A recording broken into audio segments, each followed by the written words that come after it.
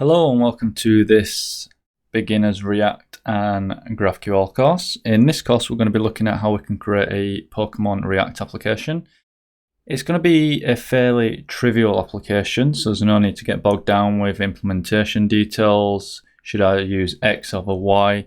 It's going to be more focused on building this application right here, and we're going to be looking at the basics of React and GraphQL. We're not going to be building a GraphQL server or anything like that. What we're going to be looking at is how we can use React, how we can use props, how we can connect up Apollo, and then we're going to be hitting this Pokémon GraphQL server. So this is what we're going to be building. We're going to be pulling out Pokémon characters, we're going to be pulling out the image, the HP, the crit points, the name, the attributes, and it's just a nice simple app, and hopefully it should give you some context around React and GraphQL. So going forward, what do we need to do to essentially start? If you're a beginner to React, maybe you don't know what npm is, maybe you don't know what yarn is. Yarn and npm are essentially just package managers. They've got code stored by people on some server somewhere, and they allow us to download it. So let's go ahead. We're going to terminal. So right here, hopefully you can see this. What we have is a terminal open, and I'm going to do yarn create react-app Pokemon. Now that's going to create me a create React app, and essentially that's just some bare bones React application, and it's going to allow us to just run React very smoothly. There's no Webpack implemented. Well, there's a Webpack implementation, but we don't have to worry about all the configuration or anything like that. So if I go ahead and run this, I'll just make it bigger so you can copy that if you wish. And don't worry about what Webpack is either. We're not going to be touching Webpack. We're just going to be focusing on React and GraphQL. Not too much GraphQL, but I'm going to be showing you how you can hit a GraphQL server and retrieve information. So let's go ahead and run that. Now this is installing create React app for us, and then we are going to go ahead and run this. Something that's quite important, wherever you have installed this, just keep a note of that, because we have to go into that directory and essentially start the application. Once we start the application, we can start deving against the application, and then we can see it update in real time, which is really nice. So this is installing right now. It takes a little while, but I wouldn't worry too much. If you've got a normal internet connection, even maybe 5 to 10 megs, you should be good to go here. Even less than that should be absolutely fine. It may take you a little longer, but it's one of those things. So you can see here it's installing React, React DOM, React scripts with CRA-template, create React app template. So it's just a template with React already set up for us. We don't have to worry too much. Nearly done now. Let's see. Nearly done. But yeah, it's nearly done. And if you are starting an application, generally I always like to run them with create React app. It's quite nice just to get up and going pretty quickly. So if you're new to React, give it a go. And we'll see the file shortly. There we go, nearly there. Let's take a look. And it also comes with Jest, which is nice, so we can do some testing against that if we wish. Right now that's a bit out of scope for this video. I just want to focus on the fundamentals of React and showing you how you can retrieve data. And it does take quite a while, as you can see, but nevertheless it's going to be absolutely fine. There we are. So now what we want to do, as it's telling me pretty much here to do, cd Pokemon, and it's just saying yarn start. So we'll go ahead and do yarn start, and it should open it up in a browser. If I switch over here, you may run into this issue actually, which says Preflight Check, I believe it is. Here it is. So if you do get this, just copy that and go down and say code dot. If you're using Visual Studio Code, this will just open it up for you, which is really nice. So let's take a look. Here we are. if I just full screen that, we can see we've got a few files, but we did have that problem with the pre-flight check. So what we're going to have to do, you're going to have to right click, do .env, and paste that in there. See, hopefully you can see that a lot better. So let's go back and see if we can start that once more. Yarn start. And it's going to start, and hopefully it should bring us a, keep refreshing on this.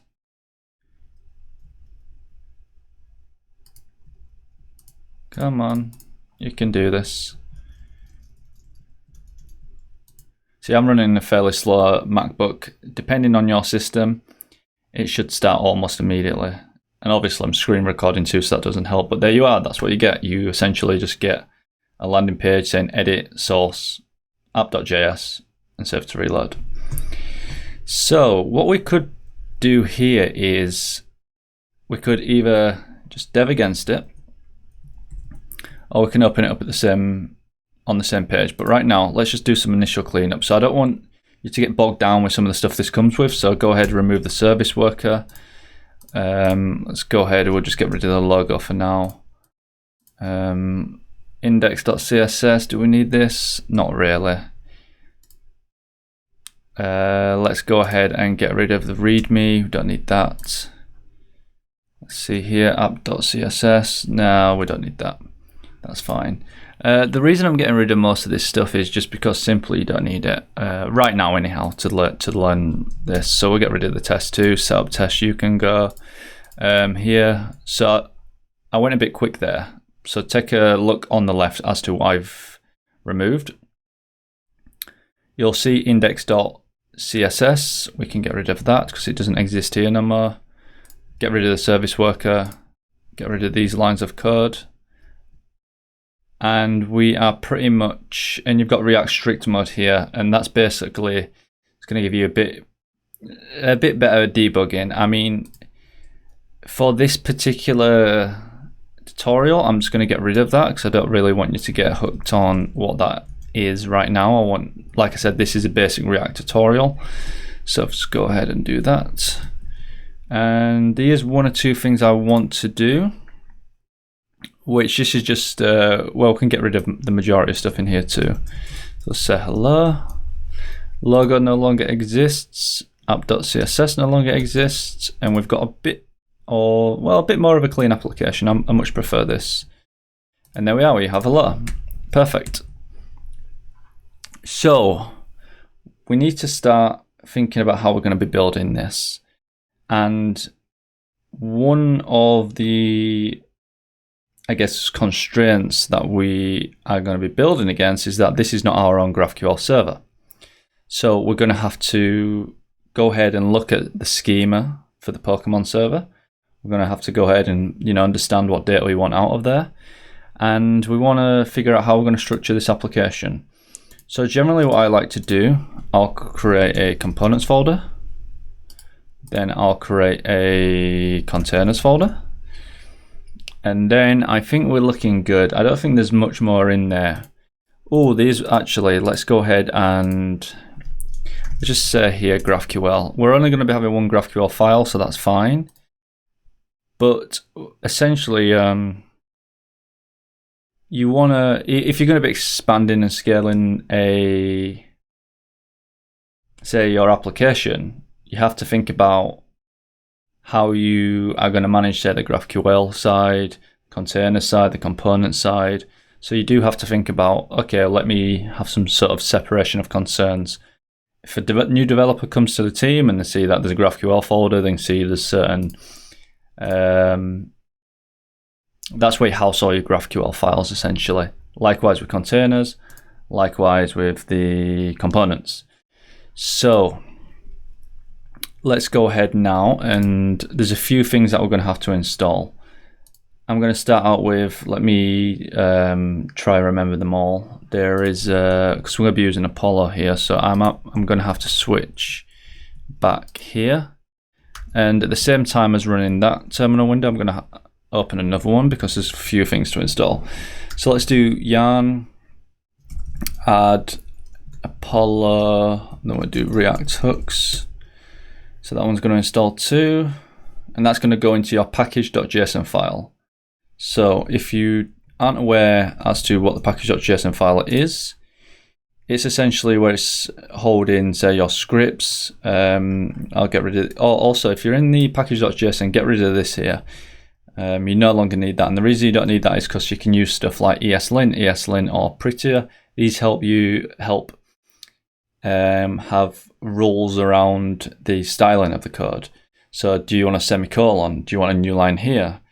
Prettier will basically make your code a lot more pretty. So I've got rid of that, and you can see Apollo hooks has been installed here. So this is saying this is a dependency in the application, and for this application to work, we need this dependency. And if you Google this online, you'll see that Apollo is quite a fairly big package and community right now. So we've got trust in this dependency. Some dependencies, if they're not updated frequently, like this Apollo one, maybe it's probably not a good idea to use it because you can't really trust what's going on. And you can get malicious code in these as well, so be aware of that. Next, let's take a look. So we've installed React hooks. We now need, let's see, yarn add Apollo boost. This one, I think it should be a fast one to install. Yeah, 1.5. We're going to need GraphQL. We're going to need GraphQL tag. And I'm just going to keep the styling fairly simple, so we can come to the styling later on. Let's take a look. So we've got the Pokémon. Let's go ahead and do yarn add GraphQL. And the reason I'm doing these individually, it is possible to add them consecutively, but right now I think it's best we just get used to building that muscle memory around adding packages. Okay, so we've got the GraphQL one, then we're going to need yarn add GraphQL tag. That one should be fine. That's looking good. Cool. Next, I think we're pretty much good on that. We can just go ahead and take a look. So let's see. So we've got React hooks, which is from Apollo. It's going to allow us to use stuff like use query. We have Apollo boost. We have GraphQL, GraphQL tag. So it's looking pretty good right now. Some of the things we're going to have to do right now is, let's take a look at what we're going to be building. I mean, we know what we're going to be building, but we want to kind of look at the server that we're going to be using. So if I just pull this down a second so you can see this. So basically here, this is a document explorer, and everything in GraphQL is conceptualized as fields. And that may be a bit confusing. What are fields? Well, GraphQL, as opposed to traditional REST APIs, allows you to call one endpoint. That one endpoint can give you an aggregation or an amalgamation of data. So we can go hit multiple services, and then we can, amalgamate that data and then give it back to the user who requested that data. Following that, we don't have to give them all the data. We just give them back what the user is requesting. So like in this case here, we can essentially, if we was to build our own GraphQL server, return a bunch of data. We can return all the data, but what GraphQL is great at is allowing you to just request fields. So in this case, we're looking at Pokémons and the first 9, and right now that's irrelevant. We want to look at what we got here on the right. So we have a query. Hopefully you can see that a bit better. And I've clicked into query now, so we're going to be looking over the schema. So we have a Pokémons and we have a Pokémon. And what does that mean exactly? Well, if you look at the left and you look at the right, you can kind of see what's going on. I'm opening up some brackets, asking for Pokémons, and I'm saying first 9. Okay. If I hover over that, you can see it says first. Here, this is basically saying you need to give me an argument of first. and the argument has to be an integer. So that's what I've done. I've passed the argument of first with the value of 9. This little bit here is saying I'm going to return you an array of Pokemons. Great, because that's what we want. We want an array of Pokemons to come back. This one is asking for singular Pokemons. So this is saying pass me an ID with a value that's a string. Then pass me the name, likewise, that has a value of string. And I'm going to return you one Pokemon. These brackets here are basically just saying, look, I'm going to return you an array of Pokemons. This one here has no brackets. You see here, this little exclamation mark, this is saying this is required. So make sure you pass a integer or first, like I have here. If you don't pass that, it's going to throw an error. So I built this query up here. I've got the ID, the name, the image, and right now let me just get rid of all this. Great thing about the graphical explorer as well, I can just prettify that and then it'll go nice. I'll hit run and there we are. We have a bunch of data returned. And basically, as opposed to me hitting run there, I'm going to do it so the application does this for me. If I put this data back in, we get a bunch of data. Click off that. And there we are. And you're saying, oh, well, how did you know what particular fields, like how did you know what max HP or max CP or image or name, how did you know to request these? Let's open up the docs and you can see it returns a bunch of Pokemons, right? Click on Pokemon and then you have all the fields listed out for you. And it's that simple. You basically ask for what fields you want and GraphQL will return that. And that is one of the amazing concepts of GraphQL. There's many, many more, but that is one of the strongest advantages to using GraphQL. Ask and you shall receive. Okay, so let's click off this. We don't no longer need it. If you wish to visit this, go to graphql-pokemon.now.sh.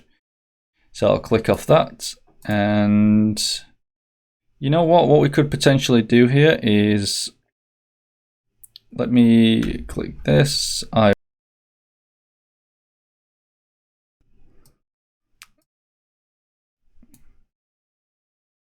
I can keep this open here.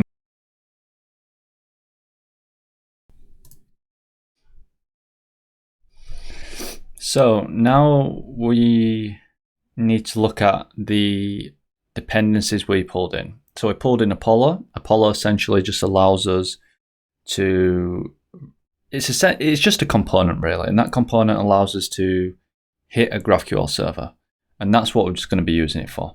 So if I go ahead and do import Apollo client from Apollo Boost, and then, by the way, I'm working in app.js if you can't see here. I'll just get rid of that. And I'll do import a Apollo provider from, let's do Apollo React hooks. And then what we want to do is, actually for now that seems fine, I'll make this a little bigger so you can see. And whilst we're not working with the screen on the left, I'm just going to keep this quite large.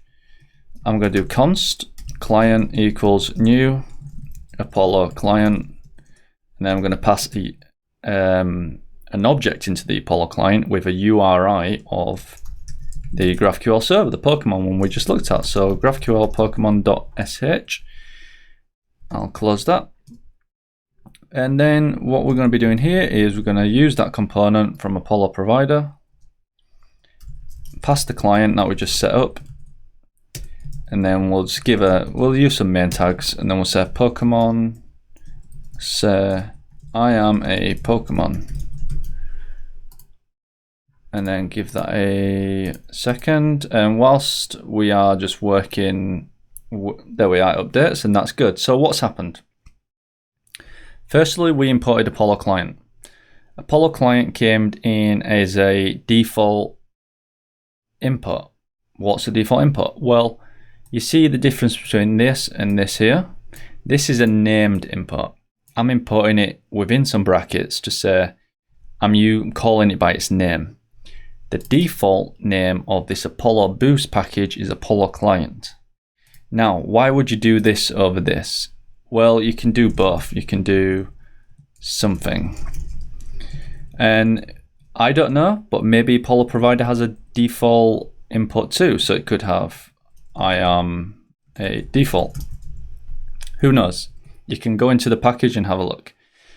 But generally people do this. It either comes down to preference, but what I'll see a lot is there'll be a default import or default export. The person who's created the package will export a default, and they'll also do the named export. So you see Apollo Provider. If I wanted to pull in more of these, I could just do 1, 2, 3, 4. And that's basically saying if they've exported something called 1, 2, 3, 4, you can pull those in too. Obviously, I'm just using some random numbers for that right now. But if there's names there, so Apollo Provider for X or whatever it may be. But really, people generally will do a default as the main thing that's being exported, and then all the other utilities inside will be named exports. Hopefully that makes sense. So we've pulled out the Apollo client, and we're going to do const and say, because this is never changing, we don't expect this to change. I'm going to say client equals Apollo client, and we're going to pass it a URI. Firstly, we pass in an object, but we're going to pass a URI with the GraphQL server that we want to hit. And what I mean by that is make a request to. So if we want to make a request, we could change this to any other GraphQL server as long as it's open. There's no authentication, because there's no authentication on this one. We can just make a request and retrieve data.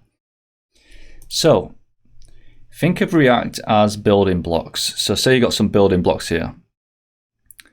Let's say you put the first block, which is Apollo Provider, and then the next one be main, p tags. So it's kind of semantically driven. So we've got the Apollo Provider at the top, and why have we put it at the top and not just put it in a separate page? Well, the reason I've done this is because I want to wrap everything inside the Apollo Provider, thus giving me access to the inner components. So if I go create some inner components, I can use the utilities from Apollo because I've wrapped the entire component. If I just wanted this for one page, I could just create one page, pull in a Apollo Provider, and then I can go ahead and use it there. But it's best, I find, to just wrap the entire application in Apollo Provider. So next, what we want to do, first let's hit save on that. Let's go ahead and create a container. This container I'm going to call Pokemon's container.js. And if you are fairly new to programming, you'll be asking, what's a container, what's a component? Firstly, container here, the way I'm going to be using containers is to encapsulate my loop. And what do I mean by this? Well, I'm going to be getting a bunch of Pokemons back, or at least I expect. And I want to loop over every one of those Pokemons within here. And I know it's happening in here. So I just called it containers. It's containing my Pokemons. So I'm going to go ahead and import React. Then I'm going to say import use query from Apollo React hooks. And then I'm going to go down export const Pokemon's container. And you can do either. So you'll generally see different exports or definitions for functions. So you could say, for example, you could do export function, and I much prefer this way. So you can do export function Pokemon, and let's get rid of that. So you've got two different ways to do this, and there's different ways that these work, and I don't want to get into them right now. But when you look at say, I don't think there's much advantages or disadvantages when it comes to the names of these. So for example, here I've called this Pokemon, I've called this Pokemon's container. So if I've called that Pokemon's container, will it show up in a stack trace? I think they both do. If it's an anonymous function, the name won't show up. In terms of lexically scoping, I think there may be a difference, but generally speaking, using this style, the arrow function style, I was on that boat too, many months ago, but now I've gone back just to exporting a regular function. And I think this is much cleaner to read, but again, it's personal preference. Use whichever you like. There's not much in it in terms of how they both work, but see which you like. But I'm going to recommend this way. So now we have to somehow get this data, extract this data. But you're probably saying to me, well, don't we need that GraphQL fields file you was talking about? We do. So let's go ahead and call this, let's get Pokemons.js. And then within get Pokemons.js, what we're going to do, we're going to go ahead and do import GQL from GraphQL tag. And then we're just going to say export const.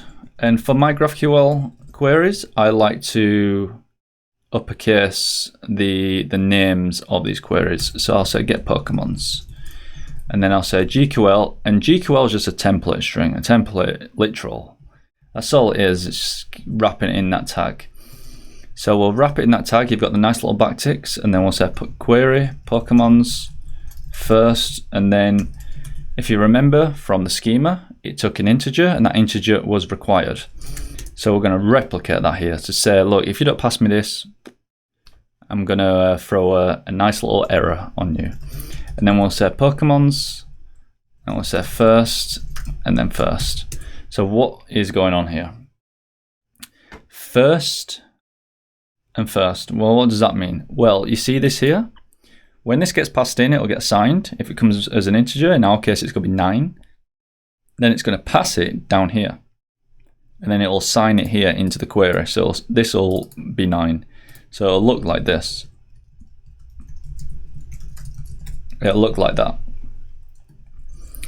Right, next we want the ID, we want the name, we want the image, we want the max HP, max CP, attacks. So this is a bit of a funny one because I'm gonna use I'm gonna open up as if I've got an object and say go inside attacks, give me the special attacks, and then within special attacks, get me the name, get me the damage.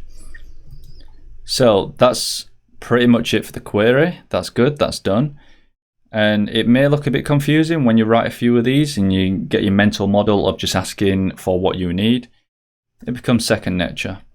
So we've exported this and we can use it in here now. So if we go ahead and do const, and I'm going to say data. In GraphQL, when it returns data, you can get data back, you can get errors back.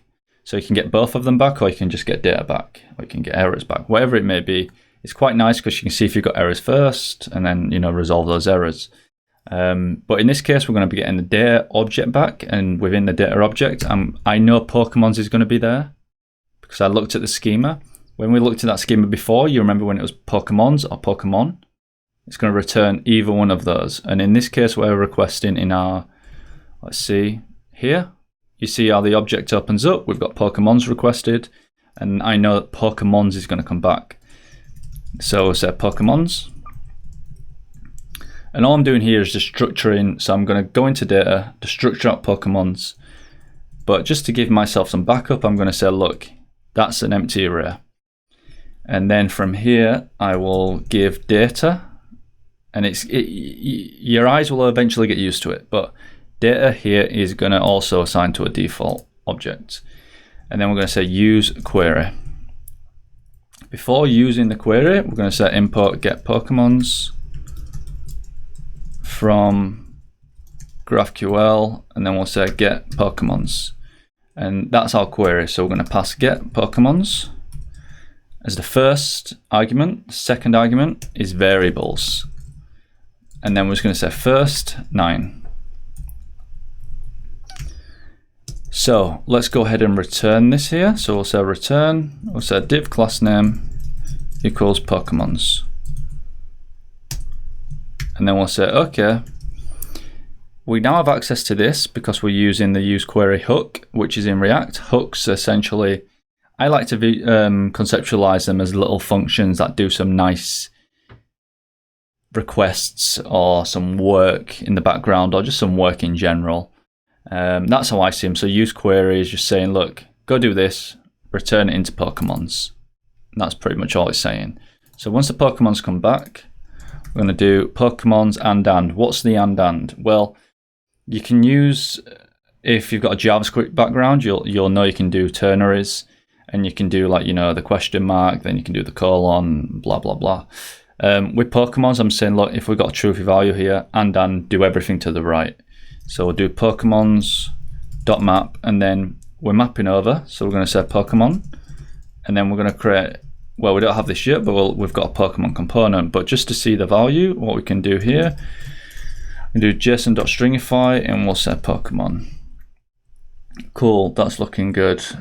So let's see.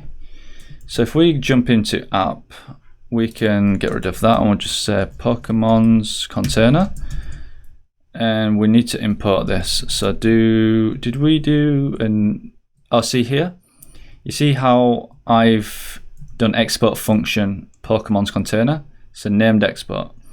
If I jump over to app, we'll see, let's go ahead and do Pokemon's container, and this comes from containers.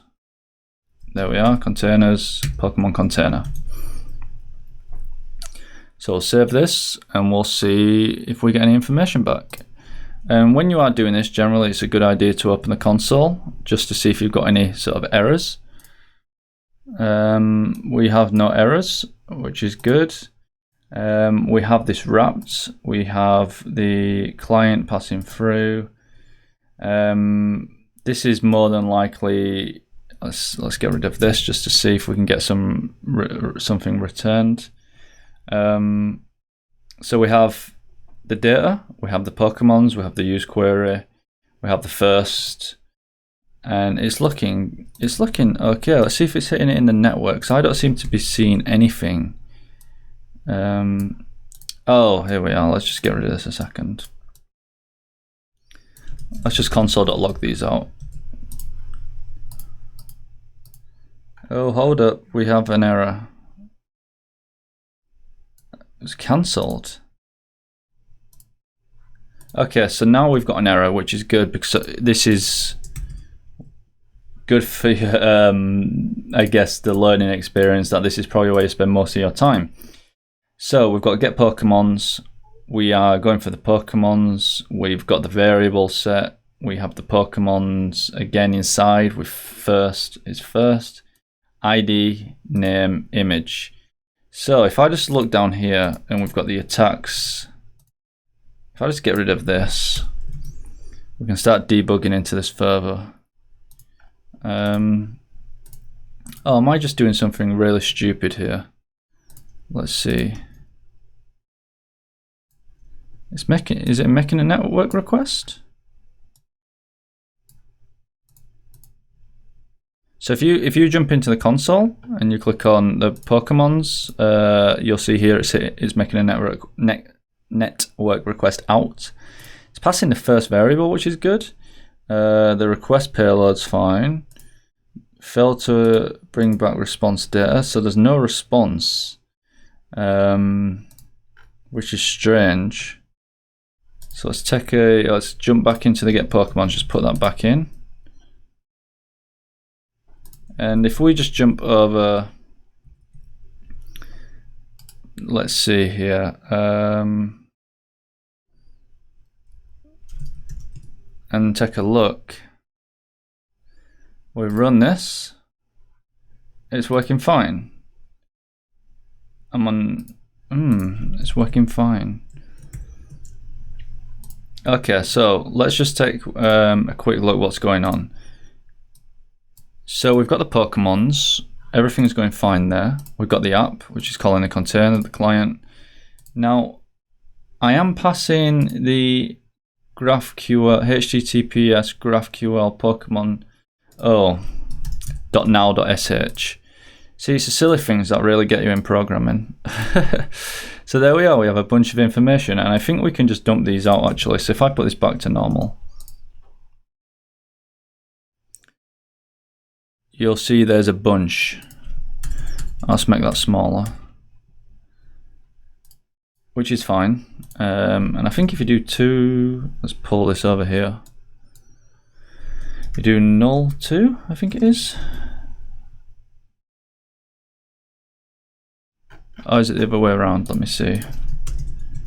2 null. What? Okay. What does stringify take? So it takes a parameter's value, a replacer. Yeah, I was right.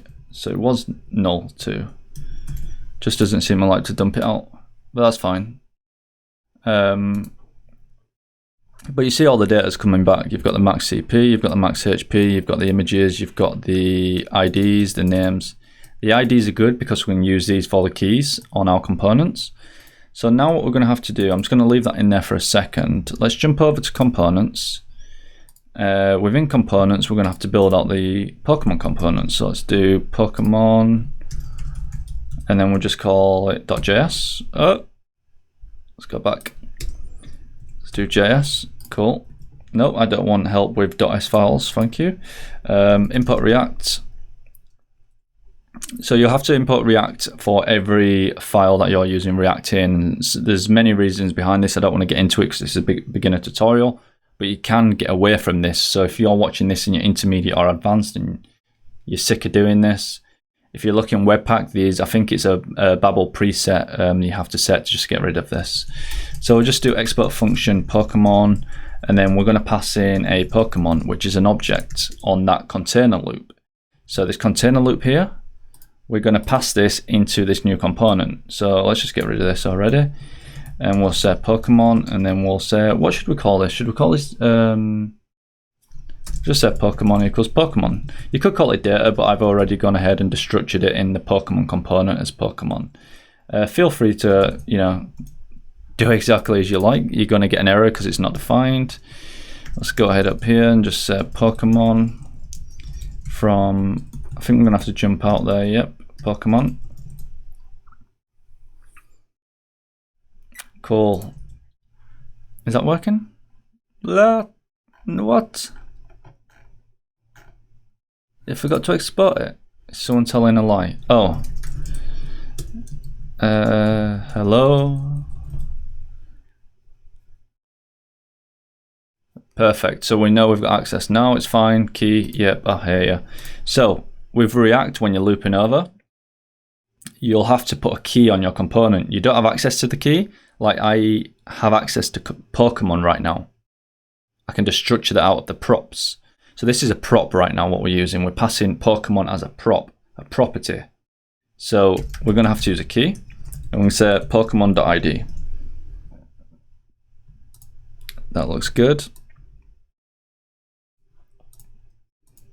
Perfect. So you've got rid of the error. If you do see that error about the key, if you're in console, always have the console open when you're working with React and just JavaScript in general. Check to see if you have an error for the key. If you're doing a loop, you'll most likely get into the routine of just adding a key, which I have. But in this case, we're very lucky because we get the key from the Pokemon. So let's go ahead and build out the Pokemon. So this pretty much here is going to be just HTML. That's all it's going to be. Apart from div class name, because in React you can't use class, it's restricted, so use class name. Hopefully one day they fix that. So we're going to do a div, then we're going to do another class name. We're just going to say Pokemon underscore name. We're going to go with the BEM methodology. And I'm lazy, so I'm just going to go ahead and copy this. Say meta, and then I'm going to say image. And then, do you remember we had the attacks? Well, the attacks have got to go in there too. So let's have a look. And you know what? All you have to do now is just get your data out of that Pokemon object. So how do you do this? So we've got a p tag. Open up your brackets. And then just do Pokemon.name. And that's pretty much it. Let's see. Can I spell span? I've managed to do it, perfect. Here we need the meta, which is the max HP, the max CP, and then for the image, we're going to do image source Pokemon.image, and then we'll just say for the alt tag, we're just going to say .name. For the attacks, this is where it gets a bit more complex. We're just going to map over again because remember we have an array of attacks. So we'll do Pokemon and then we'll say Pokemon.attacks and Pokemon.attacks.special. Now you can use optional chaining here if you wish, but I'm just going to go with the old style route. If you want to optional chain this, how to optional chain, you may ask? You can do Pokemon attacks special, and that's basically just going to give you a nice fallback as opposed to the and. So yeah, feel free to look up optional chaining if you wish. So we'll put this down here. Actually, it's a bit cleaner if I go that route. And then what I'm going to do here is I only really want 3 attacks, special attacks, because the Pokemon cap are too powerful, right? So I'm just going to give them 3 attacks. So how do you do this? We jump back to the regular old slice. Hopefully you can see that. So slice, and then we'll do .map, and then for each attack, I'm going to come down here and say span key. So we need a key because we're looping over, and it is React. I'm just going to say attack.name, get that out of there, and then I'm going to do, this one's a bit more complex because we can't use the ID again because, well, the reason we can't use it, we're already using it, and we're using it, but then we're going inside, so we can't have, if this updates in React, it's going to cause this to update, and they've both got the same ID, and you can't do that. So the way I'm going to go about this is I know I can build a unique string, and that unique string is going to be attack name hyphen attack damage. If we get, and we can just validate this, we've got no errors, which is good, and there we are, we have some Pokemons. It doesn't look great, but that's our Pokemon component. And to me, it's done. The Pokemon component's done. The React stuff's done. So all we have to do now is just style this. And that's pretty much it. Now, I can write this in regular CSS. I can write this in style components. Or, you know, I can use Emotion. I can use Tailwind. But I think we should just go back to basics for this. And I think we should just use regular CSS. So I did get rid of the app.css earlier, and I probably shouldn't have done, but you live and you learn.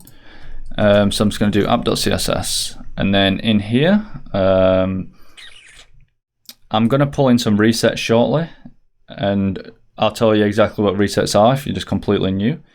But what you have to do, go into your app.js. I'll close that so you can see. We've got the app.js. I'm just going to do import app.css. Hopefully that works. Yep, with no errors. Perfect. Let's start closing stuff down.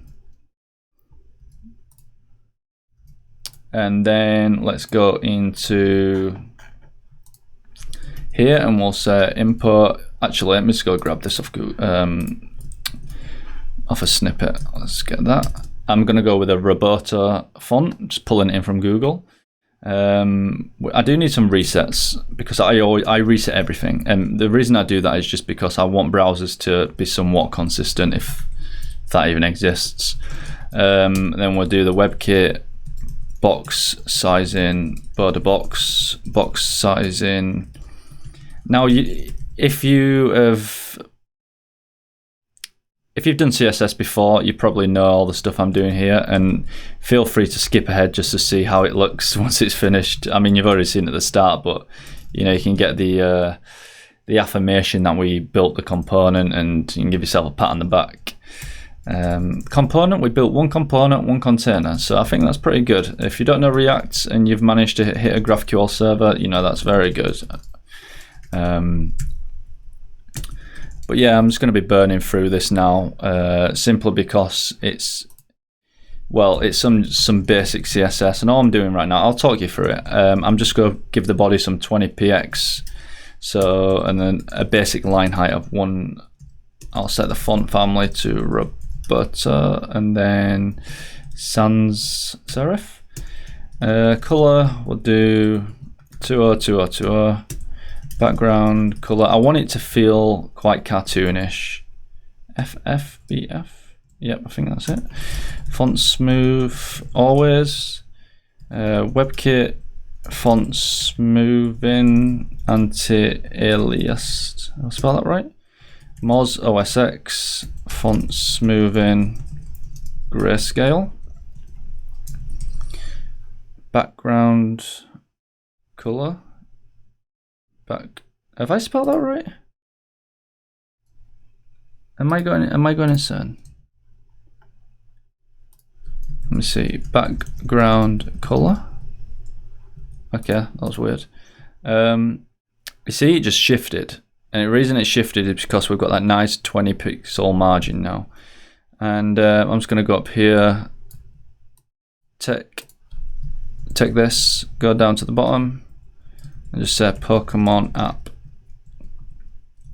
and we'll start with a container. Pull this up a bit so you can see it better.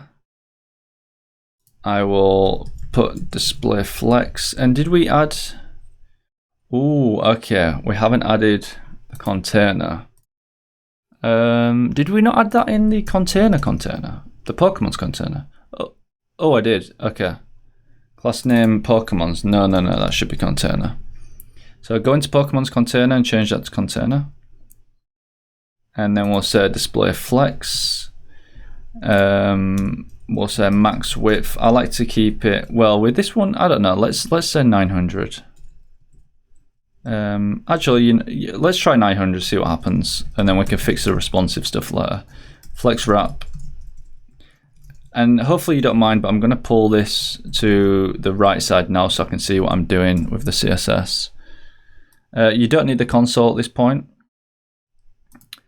But do you see now how we've got an application, we've got a background, you can see all these are components. And if you just right click here, click inspect. And then you can go over to components. We have the container at the top. You see how we've got Apollo wrapped. And then you see the key there, which is nice. And we've got all our Pokemon components. Fantastic. And it looks good, right? So there you are, they've all got different IDs. If you had the same ID, it would widget you in the console, but it's fine. Well, it's not fine. Ignore what I said. You have to fix it. And then I always like to reset the margin. If you're creating components, I've kind of got this rule as well, especially if they're reusable. Don't add margin to the component on the outer. Just leave it, and then inside, do whatever you want, but I don't like people, well, it's not I don't like people, I don't like the concept of adding margin on the outside. So let's do container.pokemon, because that's the class name we give, and we'll say width 49, background color, let's say white, background clip, border box, and I need a box shadow, so I'm just going to have to shamelessly steal this from one of my other projects, because I can never remember the box shadow. If you do, great. Let's see. Border 1px solid, RGBA. Now you can use hex if you wish, but I've stolen this off Chrome when I was styling this originally, and I generally I'll style it in Chrome if that's a bit, well, it's not too weird, or I'll style it here and then just copy and paste from the console, because I like to see the live updating, but it's just a habit I've done over the years. Box shadow, you can go in there. Overflow hidden, margin bottom, 20px. Ooh, it's not looking bad. It's not looking great, but it's not looking bad.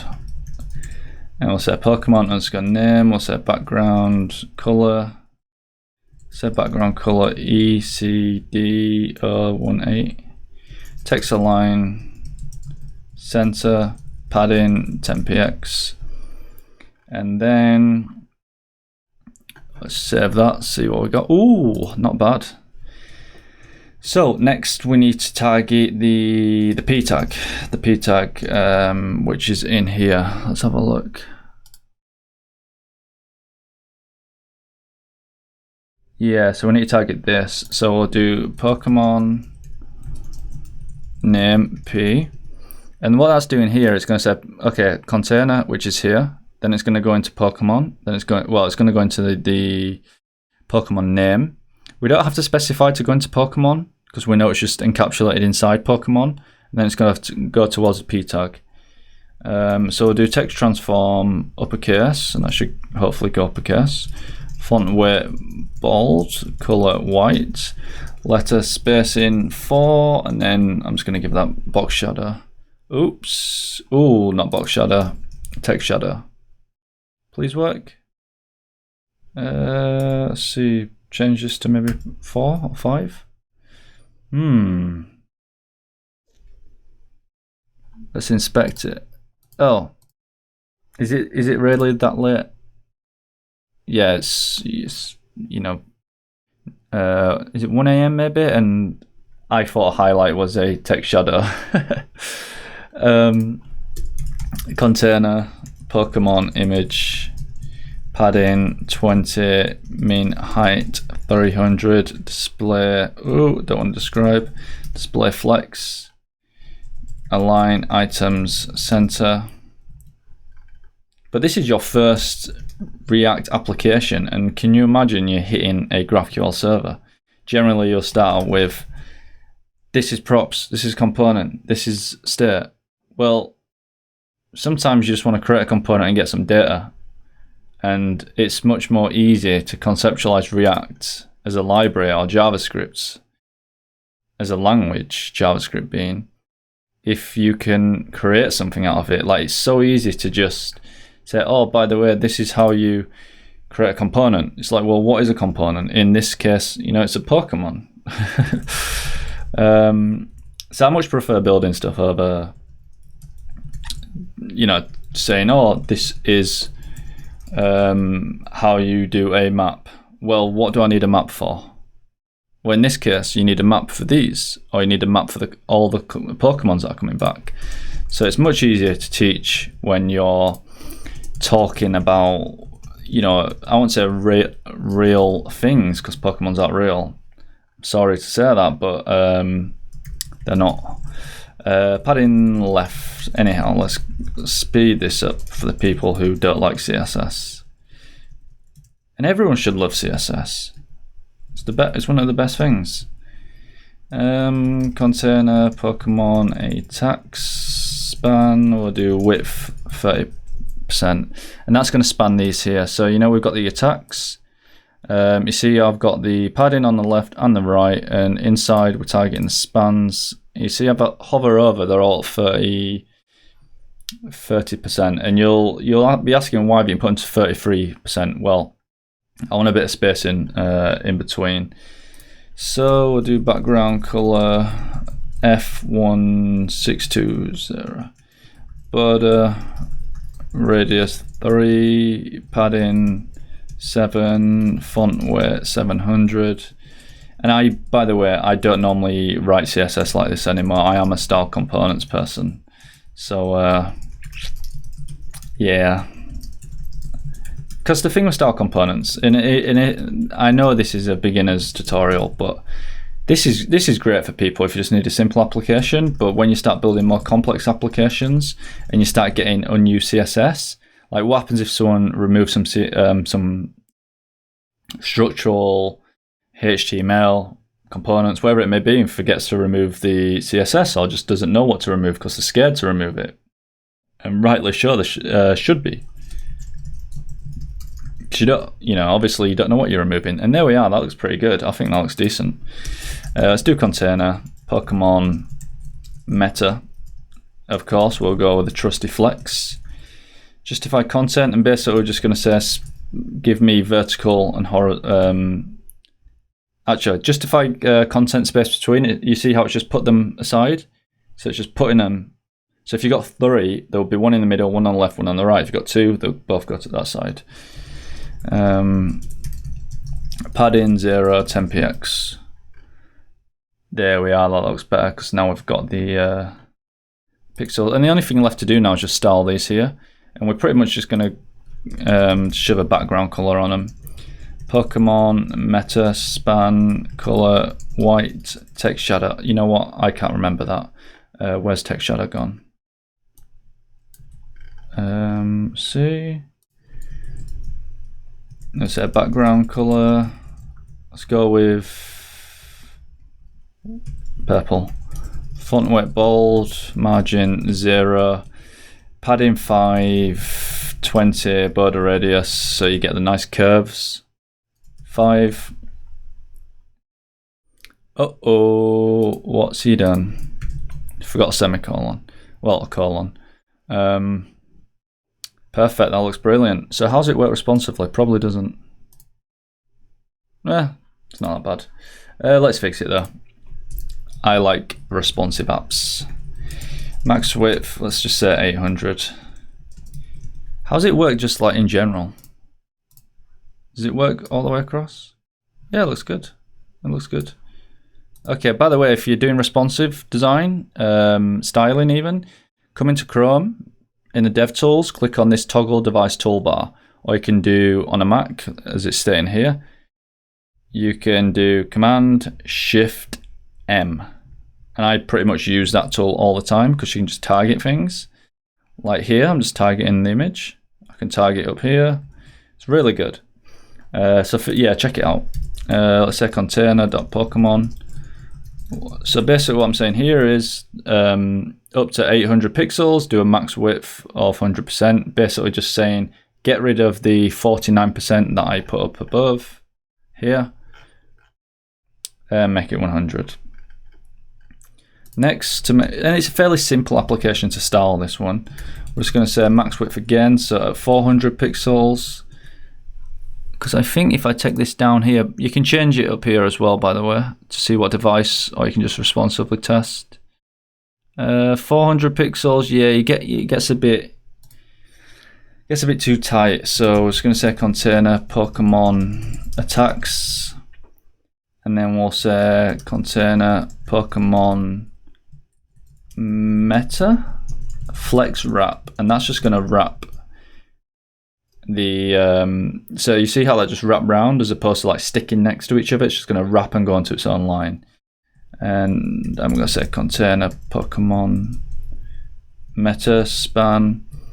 Grab this because I cannot type all that out. And then I'll just say Pokemon, and I'm just going to set them all to 100%. Boom, that looks good. And then we'll say container Pokemon meta span margin bottom 10 pixels. And there we are. We have a fully working responsive React application that's hitting a GraphQL server and giving us Pokemon information back. So well done. You have created maybe your first, your second, third, 100th React application, and yeah, it works pretty good. You know, it's basic CSS styling. It's not too bad. It works. The most important part, don't worry about CSS. You came here to learn React. We set up the Apollo client. We pulled in the Apollo provider. We wrapped everything in here. I mean, I don't think you need main in this case. Let's see. By the way, I go by with the, I guess the notion that I will delete something immediately just to see if it breaks, and I can get some instant feedback. But yeah, we've got Apollo client, Apollo provider. We're hitting the Pokemon GraphQL server, and yeah, hopefully you enjoyed the tutorial. I'll hopefully do more like these. Hit a like on the video, do all the YouTube stuff, and if you have any questions, drop them in the comment section below and I'll happily answer them. So that's it for me, and I shall see you in the next video.